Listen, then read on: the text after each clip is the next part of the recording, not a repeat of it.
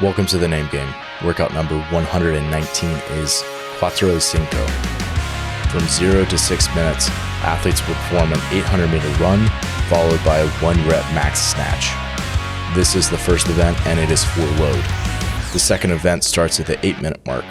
4-time, 8 snatches at 185 for males, 125 for females, followed by an 800-meter run.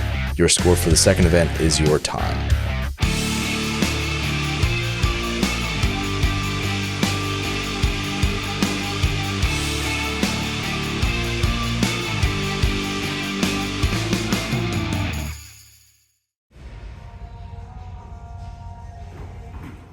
And we're off. You can tell this is one of the first times Marco has been on a curved runner because that start was a little bit shaky, but now we're off to the races. So thanks for Marco. He's one of our remote athletes. I coach him.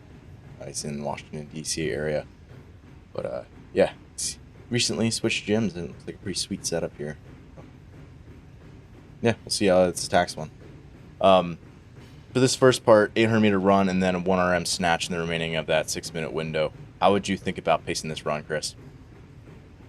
So, I think it's pretty important to pace this run decently well. If you've never run on an assault runner before, this could take a little bit, though, if you go too slow.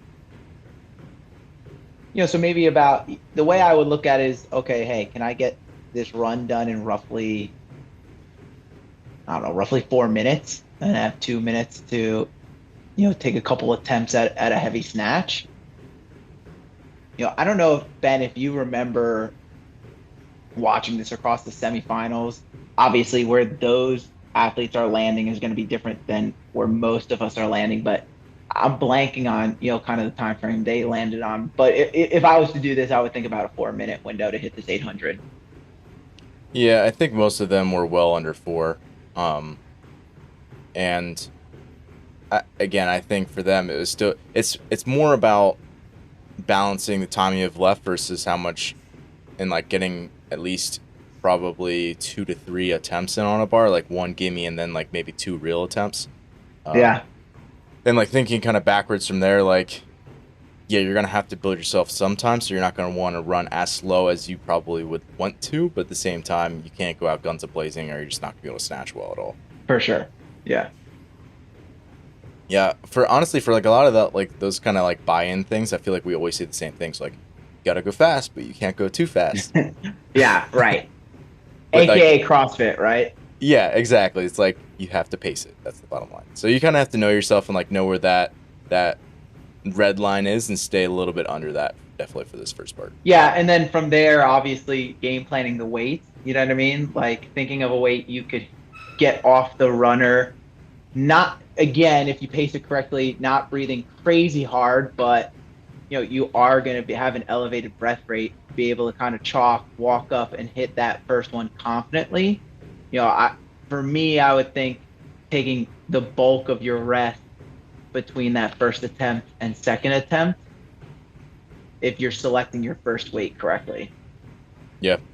Again, I would say like that first one, you can like walk up and hit it when you're tired, and it'd be like maybe not like a true gimme weight, but like something that is like, there's no reason I should miss this. Right. And then having, again, maybe 2, maybe 3 more. Again, it also kind of depends on the athlete. Some people much prefer like taking more attempts with less rest.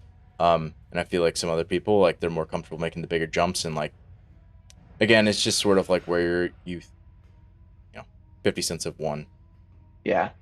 2 quarters of So he got off for about right under 320. So that, right around that time frame, 3.5 minutes is probably where most people are going to sit, unless you're just really going for a jog in the park at that point.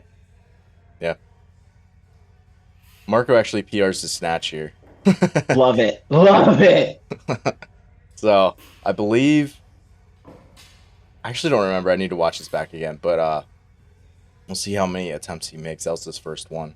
And that was actually before the 4-minute mark, which if you can do that, that sets you up pretty well that you can get at least 2 more solid attempts in.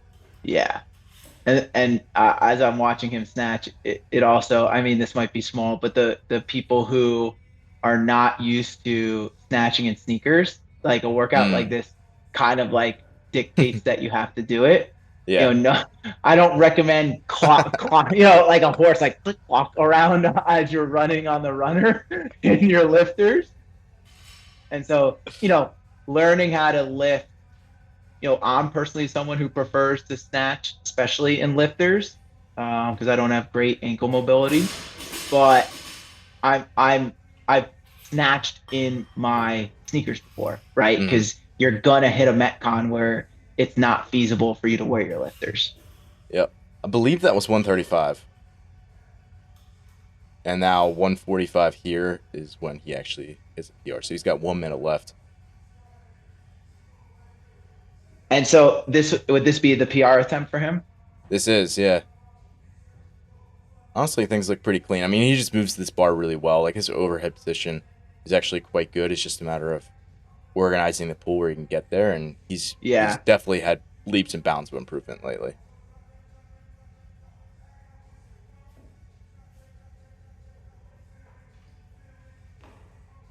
That looks super smooth. Oh, easy. Yeah. Yeah. Way more pull and power there. And he's like 20 seconds left here. He does make another attempt, but at that point, like, it's just too quick of a turnaround. Like, Yeah. so that's And tough this is because, like, yeah. I was just gonna say that's like just. Oh no. Oh no. Can he start the lift before the end of the window? Yeah, so I actually don't know what they did the semifinals, so just so we can standardize it on here, as long as you get that bar off the ground and initiate the lift before the 6 minutes is up, we'll count the lift. Yeah. I'm not sure what they actually did at semifinals, but we'll standardize to that. So Yeah. Well, what it I was was just gonna over the say window. is that's kind of like an experience thing too, knowing how much time you have left on the clock Yep. and being like, he did a really, really good job, but that last lift was honestly like the worst time to hit your last lift, that around Right. that 30-second mark where it's like, okay, cool, I hit this, but I'm not gonna have enough time at another attempt. Right. You know what I mean? Whereas I guess the other option Marco could have done there would either be to lift that first bar closer to like 60 seconds beforehand, where he could make a full another attempt.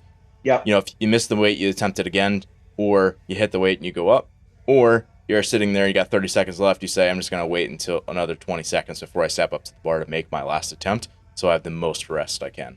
Yeah. Yeah. Exactly. But I mean, he PR'd Snatch, so you can't complain. Yeah. He PR'd a snatch, so we're nitpicking right now, but yeah, for sure.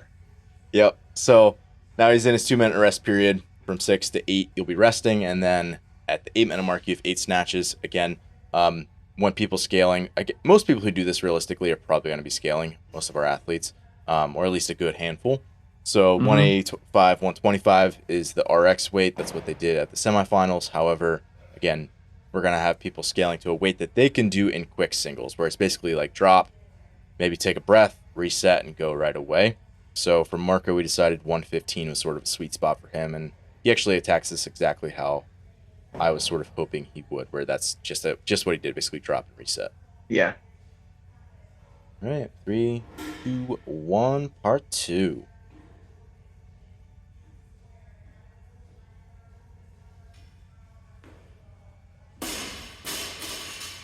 One thing that if you can get in the habit of reaching down with both hands to grab that bar at the same time, and at least being symmetrical enough to get a clean lift off the ground, versus grabbing it with one hand then the other and kind of looking both ways, definitely will help speed up cycle speed a little bit on these. Yeah, like we'll call like ghost riding the bar down, where it's like you're not holding onto the bar, but your hands are following the bar. And again, with experience, you'll learn kind of where you want your hands. So for me, I'll change my hand position if I'm cycling a bar in a Metcon versus a max snatch, and then depending on what the weight is. Yep, and so depending on what the weight is, you'll learn like, okay, hey, this is where I want my hand in relation to the knurling, and then you'll just follow it down and grab in the same spot every time. Yeah, and just as you said, like that does change. It's maybe not initially when you're more of a a beginner athlete and you're just kind of learning how to do the different variations of touch and go snatches, like probably makes sense to keep a similar grip width the entire time. But like as you get more experience, you'll definitely start to play with that. Like I'm gonna have a different grip width in a workout like this versus like Randy, like a bunch of leg power snatches.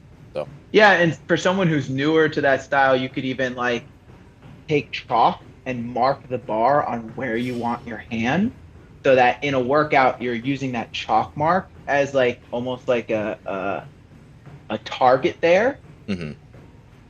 But then obviously as you get more experience, you won't need that. Yep.